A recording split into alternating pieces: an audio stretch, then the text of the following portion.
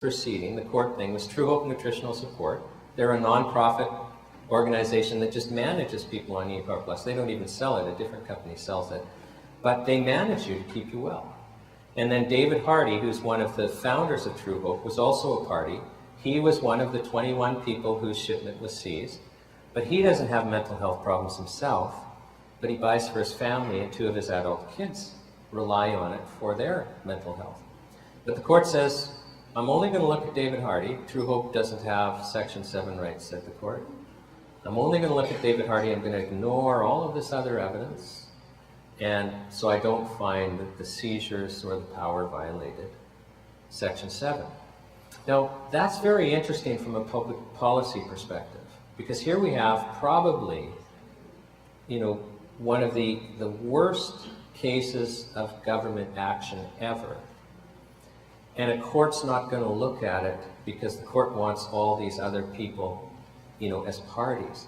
And what I find interesting about that is, just so you know, let's say we start a company and we buy a 7-Eleven store. And our store's open on Sunday, and the municipality we live in has a Sunday closing law. I think most of us remember that used to be the case. And we're fined because we keep our store open on Sunday, and we're facing a $200 fine. Well, courts have said, well, that company, it doesn't have religious rights, but it can ask the court to look broadly at the rights of others and strike down that law because they're facing a fine, a $200 fine. But here we have a court, where I believe Health Canada killed people, who will not look at all of this broad evidence, brought by a company, a non-profit company that has a fiduciary duty to protect the people whose product was seized, and a father who has 2 children that rely on the product. They can't. And I just bring it up because it's fascinating from a public policy perspective that the court would refuse to basically look at what happened. And it also is interesting that, because it basically means that nothing is ever going to happen to the Health Canada inspectors or their supervisors that were doing this. I am willing to bet that if you or I took any vital health product away from a Canadian that they relied on for their life, whether it's approved or not approved, and they died, or they were hospitalized, or they were terrorized, that, the rest of Canada would be reading about our lengthy sentence in the newspaper after we were convicted of criminal negligence. I'm pretty sure that that would happen to us. And I find it very interesting that if you're a Health Canada inspector or their managers who know exactly what's going on, and you do this in an official capacity, that you're absolutely immune. I've personally written to the Minister of Health. They charged True Hope criminally. Do you know the court said they're not guilty? Because if True Hope, the court said it was necessary for them to ignore Health Canada, that if True Hope had listened to Health Canada, people would have died. And after that trial was over, I wrote to the Minister of Health, then Tony Clement, and I said, look at what the court said. Look at what these inspectors said under the stand, on the stand. Look at what happened. We got to have an inquiry. You can't let this go on. And it was just completely ignored. So, there's that line from Animal Farm that all the animals are equal, but some are more equal than others. That's true, isn't it?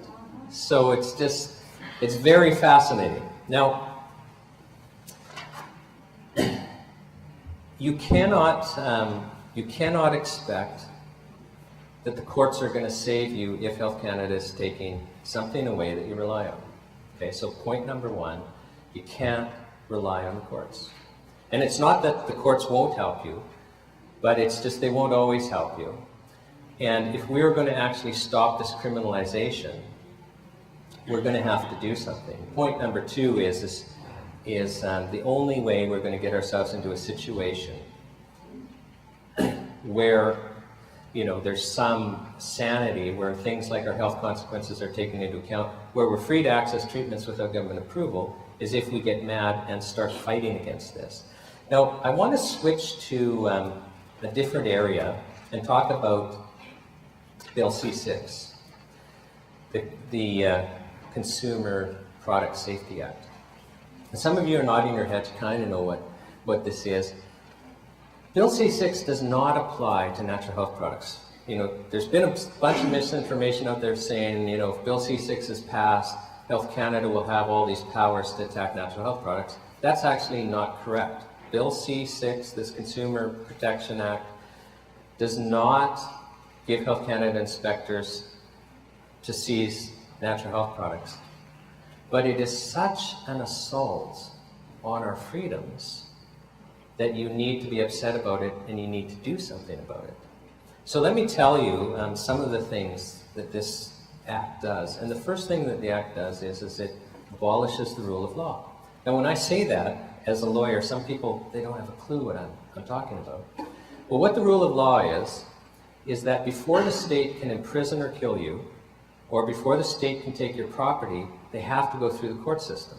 So imagine you're over here, you and your property are over there, the government's over there, and there's this big wall between you and the government, and there's a door in the wall. The wall and the door is the court system. And before the government can, kill you or imprison you or take your property, they have to go through the courts. And the courts are only going to open that door according to the laws. That's the rule of law. Now, why is this important? Let's go back in time. Imagine, primitive times when, if the ruler wanted you imprisoned, the soldiers just came out of the castle and grabbed you and they dragged you into the castle. And when you, were thrown in the dungeon, you couldn't talk to a lawyer and ask, for the court to reconsider your case. There was no rule of law. And if the ruler wanted your property, the soldiers just came and took it, and hopefully you didn't get killed in the process. And after a while, citizens, they'd kind of get together and, hey, Fred, is this working for you? Well, no, John, this isn't working for me. And we laugh about it, but, a lot of blood through history has been shed. A lot of blood has been shed to establish the rule of law. In fact, if we lose the rule of law, by definition, we're in tyranny. Because tyranny is where the state can make decisions about you or your property without any review. It's arbitrary. If a Health Canada inspector can walk in and seize your property without any review, without any court's supervision, you have no property rights.